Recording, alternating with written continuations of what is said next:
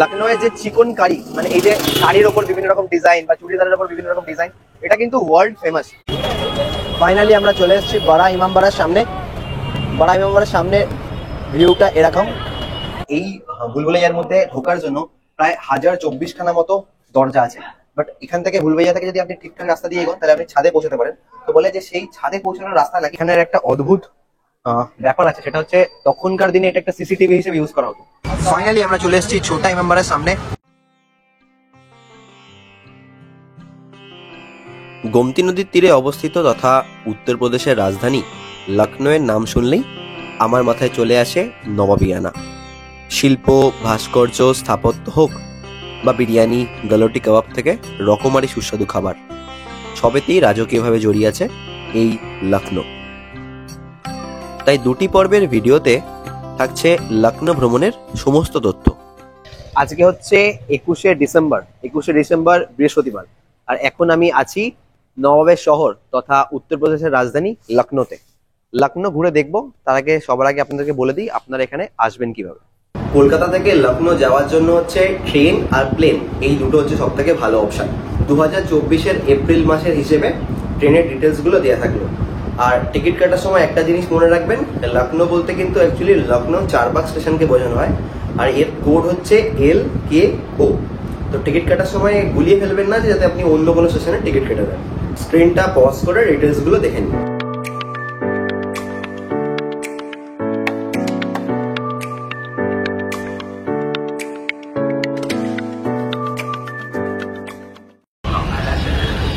এটা হচ্ছে লখনউয়ের চারবাগ স্টেশন।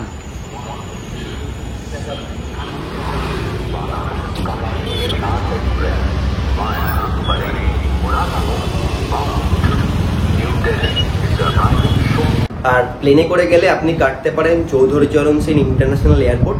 এটাই হচ্ছে লখনউর সব থেকে কাছের এয়ারপোর্ট। আর আজকের দিনের হিসেবে দাঁড়িয়ে মানে আপনার প্লেনের ভাড়া পড়তে পারে 5000 থেকে 6000 টাকা। কলকাতা থেকে লখনউ যাওয়ার জন্য আমাদের অলরেডি একটা প্লেনের ভিডিও আছে, ওপরের আই বাটন আর ডেসক্রিপশন বক্সে লিঙ্ক দেওয়া থাকলো, চাইলে আপনি সেটা দেখে নিতে পারেন। আচ্ছা, লখনউতে এবার কোথায় থাকবেন বা হোটেল কোথায় নেবেন? তো অ্যাজ এ টুরিস্ট যদি আপনি যান তাহলে আপনার হোটেল নিলে সব থেকে সুবিধা হবে, সেটা হচ্ছে এই চারবাগ স্টেশনের কাছেই। আর চারবাগ রেল স্টেশনের কাছে চারবাগ মেট্রো স্টেশনও আছে। আর এই জায়গাটা সুবিধা হচ্ছে এখান থেকে পুরো লখনউর যে টুরিস্ট স্পটগুলো আছে সেগুলো খুব ভালোভাবে ট্রান্সপোর্ট বলুন বা অন্যান্য দিক থেকে খুব ভালোভাবে কানেক্টেড। তাই এখানে থাকলে আপনার সুবিধা হবে। আর 80% টুরিস্ট এখানেই থাকতে পছন্দ করে। আমাদের এই হোটেলটা হচ্ছে যে চারবাগ মেট্রো স্টেশন আর দুর্গাপুরি মেট্রো স্টেশন, এই দুটো থেকে একদম মিডল পয়েন্ট। চারবাগ থেকে ওই 600 মিটার মতো, আর হচ্ছে দুর্গাপুরি থেকে এই 500 মিটার মতো। তো আপনি হেঁটেই আসতে পারেন, এখানে খুব একটা অসুবিধা নেই। আর যদি আপনি এয়ারপোর্ট থেকে আসেন তাহলে এয়ারপোর্ট থেকে কিন্তু একদম চারবাগ বা দুর্গাপুরি অব্দি মেট্রোতে আসে, যেভাবেই আমরা এসেছি। হোটেলটা একদম পুরো প্রাইম লোকেশনে অবস্থিত, তো আপনি ইচ্ছে করলে এই হোটেলটা নিতে পারেন। এছাড়াও এখানে প্রচুর হোটেল আছে লখনউতে, এই চারবাগ মেট্রো স্টেশন বা রেল স্টেশন চত্বরে। তো এখানে এসে হোটেলের আপনার কোনো অসুবিধা হবে না। লখনউতে এসে আপনার হোটেলের কোনো রকম অসুবিধা হবে না। এইটা আমাদের হোটেল আলফা। এটা হচ্ছে রিসেপশন।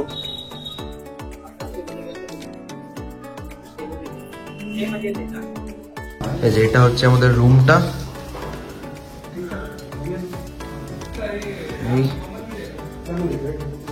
ঠিক আছে, একটু ছোট বাট খুবই বেসিক রুম, বাট একদিনের জন্য ঠিকই আছে। এবং যে রেটে আমরা রুমটা পাচ্ছি সেটা সাফিসিয়েন্ট। স্পেস একটু কম। এখানে টিভি আছে, এখনো জানি না চলে কি চলে না। এই হচ্ছে আমরা।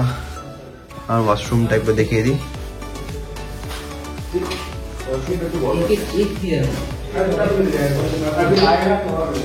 ওয়াশরুম, হ্যান্ড ওয়াশ আছে, শাওয়ার আছে এখানে, আর গিজার আছে। এটা একটা ভালো পজিটিভ পয়েন্ট। এবার হচ্ছে লখনউ ভ্রমণ করতে কতদিন লাগবে?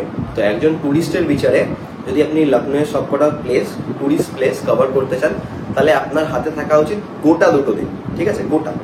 আর এই লখনউ পর্বের 2টো ভিডিও যদি দেখে নেন তাহলে আপনি অনায়াসেই লখনউ ট্রিপটা করে নিতে পারবেন। এবার এই লখনউ টুরিস্ট প্লেসগুলো কিভাবে কভার করবেন বা সাইট সিইং এর জন্য আপনি কিসে করে যাবেন, মানে পাবলিক ট্রান্সপোর্ট কি নেবেন।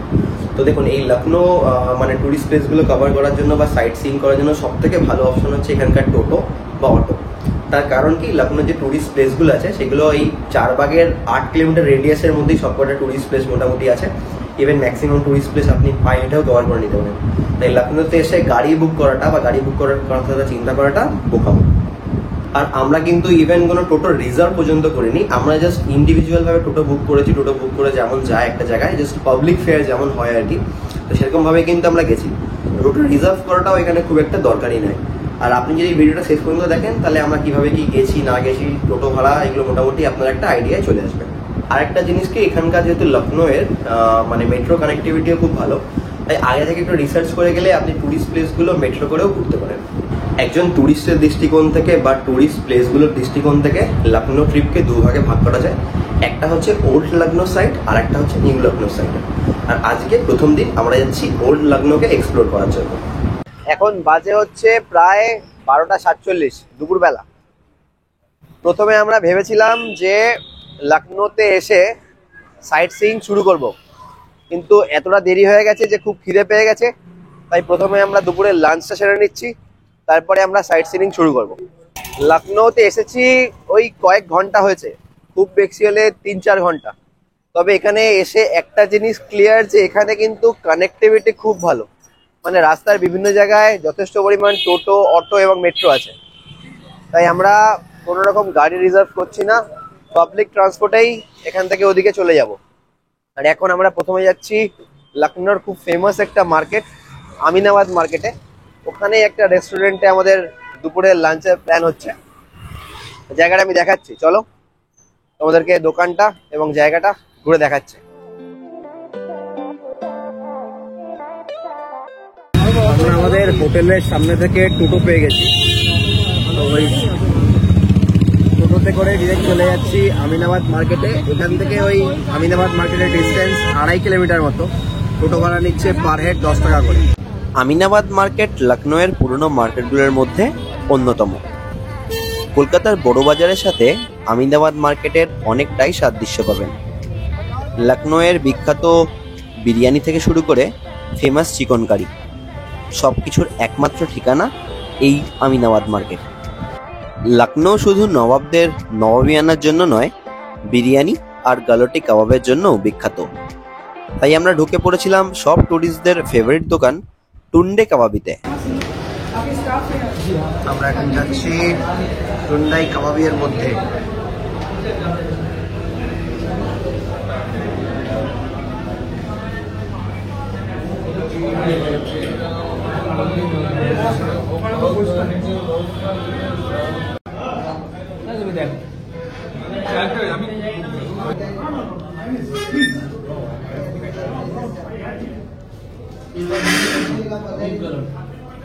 एक पीस मटन करी एक पीस বিরিয়ানি কাবাবগুলো পুরো তুলে নরম, মানে মুখে দিলে জাস্ট গলে যাচ্ছে। আর তার সাথে এই যে পরোটার কম্বিনেশনটা অ্যাবসলিউটলি সেরা। এটা আমরা কলকাতায় এবার ট্রাই করেছিলাম গালাবাদে, কিন্তু ওর থেকে আমি বলবো এটা অনেক বেটার বানানো। ওখানে ক্যামেরাটা তেতো তেতো ভাব ছিল কাবাবটা, বাট এখানে কাবাবটা স্মেলটা খুব সুন্দর, মানে আতরের গন্ধটা খুব ভালো ফুটে আসছে। Very good. My answer is also same, no difference. My answer also the same, nothing no difference. কাবাবের পর আমরা ফোকাস করলাম বিরিয়ানিতে।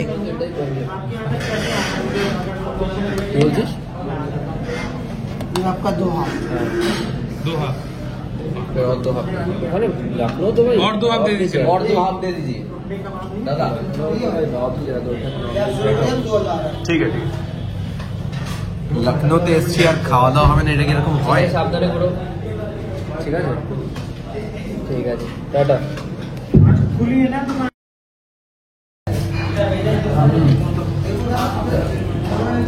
এইটা হচ্ছে এখানকার হক মাটন বিরিয়ানি, প্রাইস 190।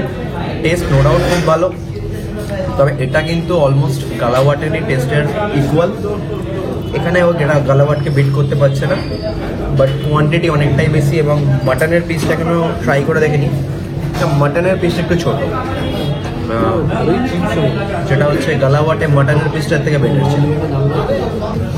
কলকাতার বাইরে বেরোলে অ্যাজ ইউজুয়াল এখানে কিন্তু আলুর খোঁজ পাবেন না। টুন্ডাই কাবাবি থেকে আমরা খেয়ে বেরোচ্ছি। এবার এখান থেকে বেরিয়ে আমরা একটা টোটো নিয়ে নিয়েছি, আমরা সরাসরি যাচ্ছি। প্রথমে সোম বললে একটু এখানকার যে চিকন যে ডিজাইন পাওয়া যায়, চিকন কারি যে ডিজাইন, ওই একটা মার্কেট এখানকার যে টোটো দাদা আমাকে নিয়ে যাচ্ছে, সে দেখাবে বললো। ওখান থেকে আমরা সরাসরি চলে যাব বাড়া ইমামবাড়া। আর এখান থেকে ভাড়া নিচ্ছে এই দুটোর জন্য 20 টাকা পার হেড। আর এখন বাজে প্রায় দুপুর 2টো। তা আমরা বুঝতে পারছি না যে আজকে ডে 1-এ কতটা কি কভার হবে।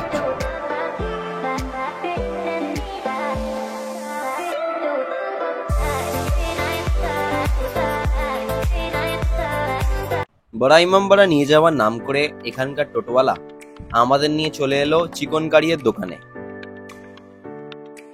লখনৌয়ের যে চিকন কারি, মানে এই যে শাড়ির ওপর বিভিন্ন রকম ডিজাইন বা চুড়িদারের ওপর বিভিন্ন রকম ডিজাইন, এটা কিন্তু ওয়ার্ল্ড ফেমাস।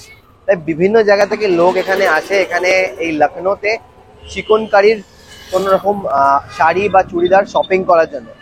আমরা যখন টোটো করে যাচ্ছিলাম, আমাদের একজন টোটোটা সাজেস্ট করলো ক্যান্ট আমিনাবাগ মার্কেটে এখানে একটা দোকানে, এর নাম হচ্ছে সেবা চিকেন ইন্ডাস্ট্রিজ, একটা দোকানে সাজেস্ট করলো। তবে মনে হলো যে এখানে প্রত্যেকজন টোটোওয়ালার কিছু কমিশন থাকে, তো ওই জন্য ওরা প্রত্যেকটা দোকান ওরা ধরা থাকে।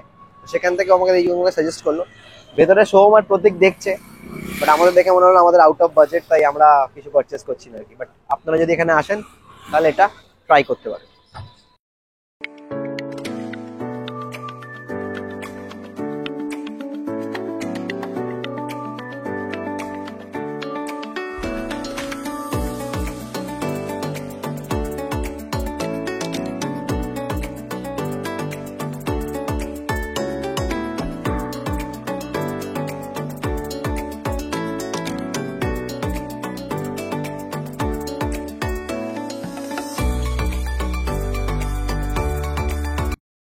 ঠিক আছে না, ছোট বড় ঠিক আছে, পারফেক্ট পারফেক্ট ভাই। প্রত্যেক এই কুর্তাটা নিল, কত প্রাইস? 1050 বলছে, 1050। আচ্ছা, ফাইনাল দামটা আমি লিখে দেবো। প্রতীককে কিন্তু 1 টাকাও কমায়নি, পুরো 1050 টাকাই নিয়েছে। এরপর সরাসরি চলে গেছিলাম বড়া ইমামবাড়াতে।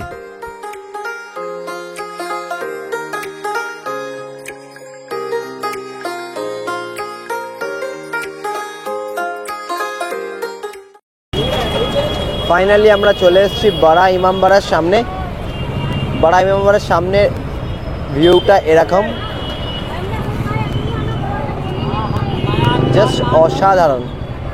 আর ওইদিকে দূরে যে জিনিসটা দেখছেন, এটা হচ্ছে রুমি দরওয়াজা। চলুন বড়া ইমামবাড়ার মধ্যে ঢোকা যাক এবং দেখা যাক।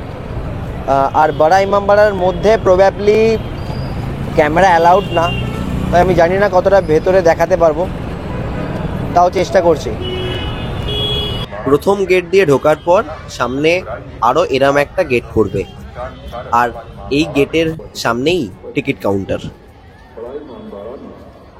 আচ্ছা, এবার এখানে একটু টিকিট কাটার ব্যাপারটা বলে দিই। এই বড়া ইমামবাড়ার মধ্যে, বড়া ইমামবাড়া ছাড়া বড়া ইমামবাড়ার ভেতরে আরো দুটো জায়গা আছে, যেটা হচ্ছে একটা শাহী বাউলি আর একটা ভুলভুলাইয়া। যখন আমি ভেতরে ঢুকবো তখন আপনারা বুঝতে পারবেন। আর এছাড়া এই বড়া ইমামবাড়ার বাইরে ঠিক 900 বা 1 কিলোমিটার দূরে রয়েছে ছোট ইমামবাড়া আর হচ্ছে ক্লক টাওয়ার। তো এই সবকটা জায়গা দেখার টিকিট একসাথে এই বড়া ইমামবাড়ার মধ্যে থেকে পাওয়া যায়, যার মূল্য পার হেড 50 টাকা। এছাড়া যদি শুধু আপনি ইন্ডিভিজুয়াল জায়গা ভিজিট করতে চান, সেক্ষেত্রে আপনি ইন্ডিভিজুয়াল টিকিটও কাটতে পারেন। তবে আমি বলবো, যেহেতু আপনি ফার্স্ট টাইম লখনৌ যাচ্ছেন এবং অ্যাজ এ ট্যুরিস্ট যাচ্ছেন, তো আপনার এই সবকটা জায়গায় দেখা দরকার। তো তার জন্য আপনি একসঙ্গে বড়া ইমামবাড়ার মধ্যে থেকে যদি আপনি 50 টাকা পার হেডের টিকিট কেটে নেন, তাহলে আপনার টিকিট প্রাইস অনেকটাই কম হবে। আমার সামনে যেই জায়গাটা দেখছেন, এটা হচ্ছে বড়া ইমামবাড়া। এর মধ্যে কিন্তু কোনো রকম ভিডিও বা ফটোগ্রাফি অ্যালাউ নয়। আর এর যে পাশে এই জায়গাটা দেখছেন, এখান থেকে ওপরে যাওয়ার রাস্তা আছে ভুলভুলাইয়ার জন্য। আর একদম এই পাশে এই বিল্ডিংটা হচ্ছে বাউলি, এই বিল্ডিংটা হচ্ছে বাউলি। আর এই পাশে আছে একটা মসজিদ। জেনারেলি যারা প্রেয়ার করতে যান তাদের জন্য এটা অ্যালাউ, আদারওয়াইজ এটার মধ্যে খুব একটা প্রবেশ করতে দেয় না ভালোভাবে। আমি এখন আছি লখনৌতে বড়া ইমামবাড়ার সামনে। 1784 সালে নবাব আশরাফুদ্দৌলা এই বড় ইমামবাড়াটা নির্মাণ করেছিলেন। একটা গল্প প্রচলিত আছে এই ইমামবাড়াটাকে নিয়ে, যে তখনকার দিনে মানুষের কাজের খুব অভাব ছিল, মানুষের হাতে একদম কাজ ছিল না। কিন্তু তখন নবাব ঠিক করেছিলেন যে কোনো ফাঁকা হাতে কাউকে পয়সা দেবেন না। তার জন্য তখন কি করতেন, প্রায় প্রচুর শ্রমিক নিয়োগ করেছিলেন এই বড়া ইমামবাড়াটা বানানোর জন্য। কি বলা হতো যে সকালবেলা নাকি এই বড়া ইমামবাড়াটা বানানো হতো এবং রাত্রিবেলা যেটুকুনি পাট বানানো হতো সেটুকুনি পাট নাকি রাত্রিবেলা ভেঙে ফেলা হতো। এইভাবে প্রায় ভাঙা এবং গড়ার মধ্যে দিয়ে দিয়ে 7 বছর পর এই টোটাল বড়া ইমামবাড়াটা কমপ্লিট হয়েছে বানানো। আমি এই সবে বড়া ইমামবাড়ার মধ্যে থেকে ঘুরে এলাম। বড়া ইমামবাড়ার মধ্যে কিন্তু কোনো রকম ভিডিওগ্রাফি বা ফটোগ্রাফি করা অ্যালাউড না, তাই আমি কোনো ভেতরে ভিডিও করতে পারিনি। কিন্তু গিয়ে যা দেখলাম, বড়া ইমামবাড়ার যে সিলিং সেটা প্রায় অলমোস্ট 50 ফুট, মানে গ্রাউন্ড থেকে একদম 50 ফুট ওপরে নাকি অবস্থিত। এবং বলা হয় নাকি এশিয়াতে এত উঁচুতে সিলিং কোনো জায়গাতে দেখা যায় না, এশিয়া নাকি এরকম প্রথম। আর এই যে সিলিং গুলো বানানো হয়েছে তার জন্য কিন্তু কোনো রকম বিম নাকি এখানে ইউজ করা হয়নি, যেটা শুনে সত্যি আশ্চর্য লাগলো। যে তখনকার দিনে, মানে চিন্তা করতে পারেন 1784 সাল তখন থেকে বানানো হয়েছে, তখনকার দিনেও কি লেভেলের ইঞ্জিনিয়ার ছিল। বড়া ইমামবাড়া থেকে বেরিয়ে আমরা ঢুকে পড়লাম সেই বিখ্যাত ভুলভুলাইয়ার মধ্যে। গাইড ছাড়া ভুলভুলাইয়ার মধ্যে কোনো রকম এক্সপেরিমেন্ট না করাই ভালো।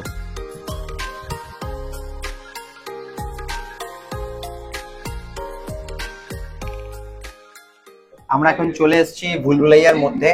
এর যে আর্কিটেকচার, এটা যে বানানো হয়েছে, এটার কিন্তু মানে যে থট প্রসেস সেটা কিন্তু দারুণ। এই ধরা হয় যে এই ভুলভুলাইয়ার মধ্যে ঢোকার জন্য প্রায় 1024খানা মতো দরজা আছে। বাট এখান থেকে ভুলভুলাইয়া থেকে যদি আপনি ঠিকঠাক রাস্তা দিয়ে এগোন তাহলে আপনি ছাদে পৌঁছাতে পারেন। তো বলে যে সেই ছাদে পৌঁছানোর রাস্তা নাকি মাত্র 2টো। এই যে আমরা একটা কথা শুনেছি, দেওয়ালের যে কান থাকে সেটা কিন্তু এই কনসেপ্টটা অনেকটা এখানে প্রযোজ্য। তার কারণ এই যে হচ্ছে ভুলভুলাইয়ার যে পুরো ভেতরের এর পুরো শেপটা হচ্ছে হলো, তাই কোনো একজন দাঁড়িয়ে যদি কেউ এইখানে দাঁড়িয়ে যদি কোনো কথা বলে সেটা হচ্ছে ইকোসিস্টেমের মধ্যে দিয়ে পুরো একদম অনেক দূর অব্দি শোনা যায়। তো সেখান থেকে যেহেতু এই আওয়াজ বা শব্দ অনেক দূর অব্দি শোনা যায়, সেখান থেকে মনে করা হয় যে দেওয়ালেরও কান আছে। একটু এদিকে আয় আমরা। যেখানে দেখছিলাম We are exploring the place. আমি শেডস পরে হাঁটছি, আমি দেখতে পাচ্ছি না অন্ধকারে কিছু।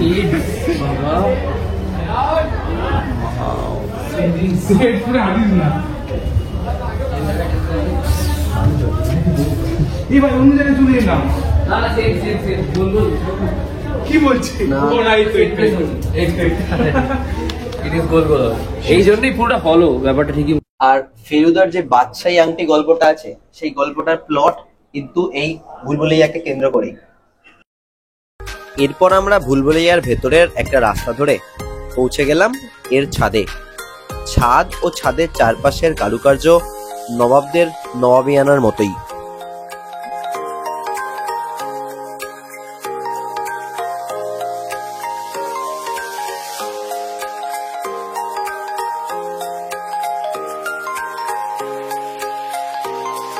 এর ছাদ থেকে পাখির চোখে পুরো ইমামবাড়ার ভিউ দেখে মনে হবে প্রতিদিনের বিকেলটা এখানেই কাটুক।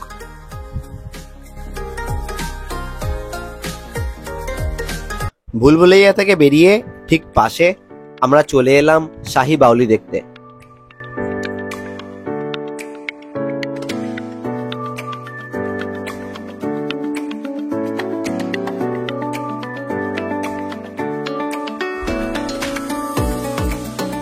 নবাবের রাজত্বকালে জল ধরে রাখা বা সঞ্চয়ের কারণে প্রধানত বানানো হয়েছিল এই শাহী বাউলি। আমি এখন আছি বড়া ইমামবাড়ার পাশেই শাহী বাউলিতে। এই জায়গাটা দেখতে পাচ্ছেন, এই জায়গাটায় এক সময় গুমটি নদীর সাথে এই জায়গাটার কানেকশন ছিল। তো তখন এখানে কি হতো, মেনলি এই জায়গাটা অনেক জল থাকতো এই জায়গাটা। তো এখন এই কানেকশনটা নেই আর। আর এখানের একটা অদ্ভুত ব্যাপার আছে, সেটা হচ্ছে তখনকার দিনে এটা একটা সিসিটিভি হিসেবে ইউজ করা হতো। তার কারণ এখানে যে জল থাকতো তখন সেই জলে যদি এই বাউলির আশেপাশের থেকে যখন এই বাউলির মধ্যে কেউ প্রবেশ করতো তখন তার যে প্রতিবিম্ব সে এই জলে সেটা দেখা যেত। এবং এখানকার কোনো একজন পাহারাদার যে থাকতো, সে বাইরে থেকে যে কে প্রবেশ করছে সেটা এই জলের রিফ্লেকশন থেকে বুঝতে পারতো। কিন্তু বাইরে থেকে যে প্রবেশ করছে সেই জলটা কালো হওয়ার জন্য, মানে তাকে জলটা দেখাতো কালো, তো তার জন্য কি হতো যে সেই জলের রিফ্লেকশন তার চোখে পড়তো না। তো এটা মেনলি ওয়ান ওয়ে পুরো পদ্ধতিটা ছিল। আর খুব ভালো একটা মানে নজর রাখার জন্য বা সিসিটিভি ক্যামেরার জন্য এটা ইউজ করা হতো তখনকার দিনে।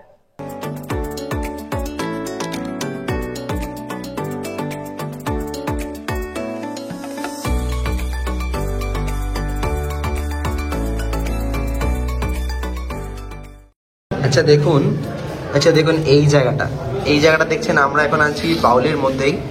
এই যে ছেলেটা দাঁড়িয়ে আছে এর পেছনে দেখুন, এই জায়গাটা হচ্ছে জলে কিন্তু একটা প্রতিবিম্ব দেখতে পাচ্ছেন ওই পারে যারা আছে। তো এইটাকে বলা হয় চোর দরওয়াজা।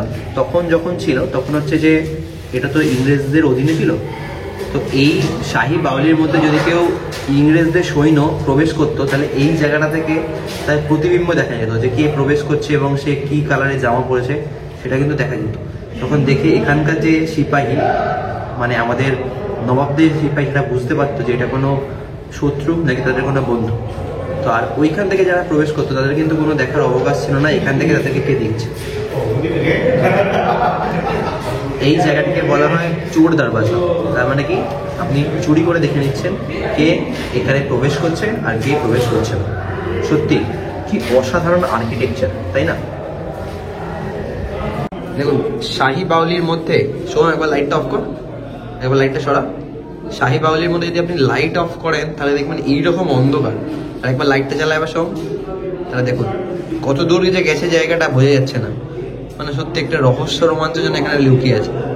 একবার সন্ধ্যাবেলায় এই জায়গাটা একবার ভাবুন, যদি কেউ হারিয়ে যায় তাহলে কি হবে জাস্ট। বড়া ইমামবাড়ার পাশেই রয়েছে রুমি দরওয়াজা। সামনে যেটা দেখতে পাচ্ছেন এটা হচ্ছে রুমি দরওয়াজা। এটা হচ্ছে ওল্ড লখনৌর সাইডটা হচ্ছে ওই দিকটা। তো ধরা হয় যে এই রুমি দরওয়াজাকে ধরা হয় ওল্ড লখনৌর প্রবেশ পথ। আর এখন দেখছেন এখানে কনস্ট্রাকশনের কাজ চলছে। আর এটার উচ্চতা নাকি প্রায় 60 ফুট মতো।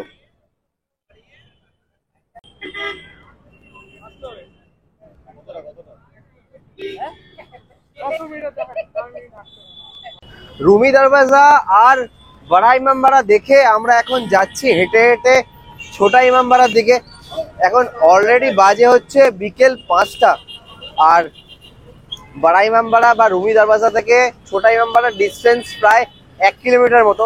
এখানে অনেক টোটো অ্যাভেলেবেল আছে, বাট আমরা হেঁটেই যাচ্ছি কারণ এখন রোদ পুরো পড়ে গেছে আর শীতের দিনে এই রাস্তা ধরে হাঁটতে দারুণ লাগছে। বাট এটা আমি বুঝতে পারছি না যে আমরা অ্যাকচুয়ালি আজকে ছোটা ইমামবাড়া দেখতে পাবো কিনা, কারণ যেটা বললাম অলরেডি 5টা বেজে গেছে আর 5:30টার মধ্যে ওই জায়গাটা বন্ধ হয়ে যায়। দেখা যাক কতটা কি কভার করতে পারি আজকে।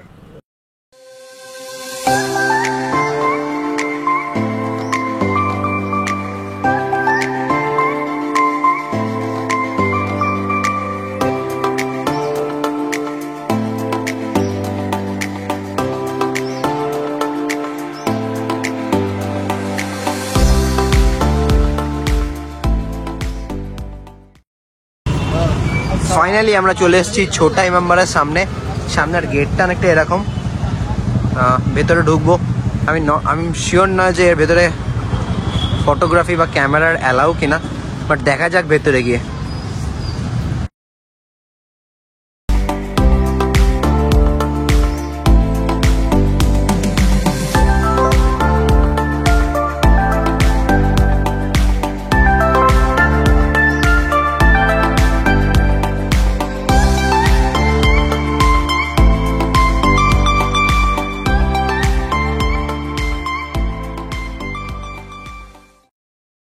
এইমাত্র আমরা বেরালাম ছোটা ইমামবাড়ার মধ্যে থেকে। বড়া ইমামবাড়ার মতেও ছোটা ইমামবাড়ার মধ্যেও কিন্তু মানে ভেতরেও কিন্তু ভিডিও বা ফটোগ্রাফি অ্যালাউড নয়, তাই আমরা একদম ভেতরটা দেখাতে পারলাম না। তবে ভেতরে যা দেখে বুঝলাম যে খুব সুন্দর সুন্দর ঝাড় এবং লণ্ঠন বাতি উপর থেকে ঝুলছে। একজনকে জিজ্ঞেস করে জানতে পারলাম যে ওই যে ঝাড় বা লণ্ঠন বাতিগুলো প্রবাবলি বেলজিয়াম থেকে নাকি ইম্পোর্ট করা হয়েছে। আর এই ছোটা ইমামবাড়া বানিয়েছিলেন মোহাম্মদ শাহ।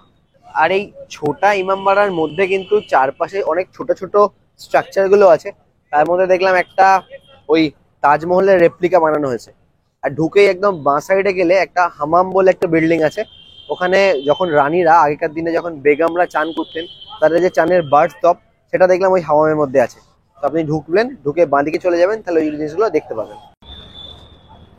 ঘড়িতে এখন সন্ধে 6টা, চারিদিকে অন্ধকার নেমে এসছে আর জ্বলে উঠেছে ছোটা ইমামবাড়ার চারপাশের আলোগুলো। আর এই ছোটা ইমামবাড়ার পাশে কিন্তু রাস্তায় স্ট্রিট ফুডের একদম স্বর্গ। দেখুন খালি এখন যেদিকে চোখ যাবে সেদিকেই দেখবেন কোনো না কোনো খাবারের দোকান।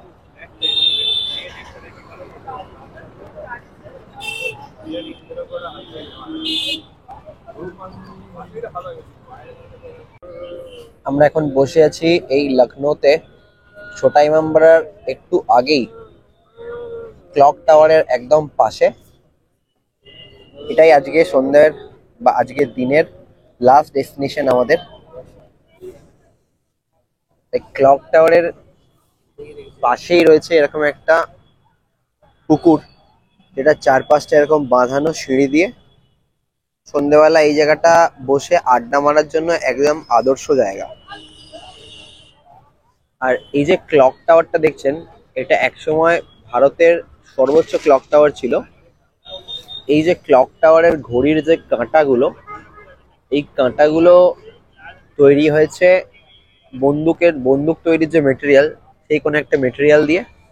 এবং এই যে মেটেরিয়ালটা এগুলো এসেছিল একসময় লন্ডন থেকে। পাশেই দোকান থেকে চা নিয়ে আমরা সন্ধ্যাটা কাটিয়ে দিয়েছিলাম এখানে।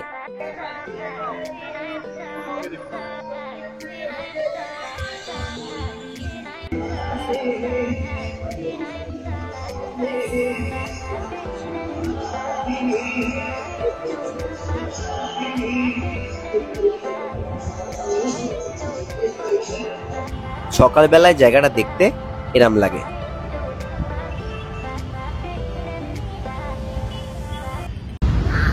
দূরে ওইটা হচ্ছে পিকচার গ্যালারি, আমরা আর যাচ্ছি না, আপনারা ইচ্ছা করলে ওখানে যেতে পারেন।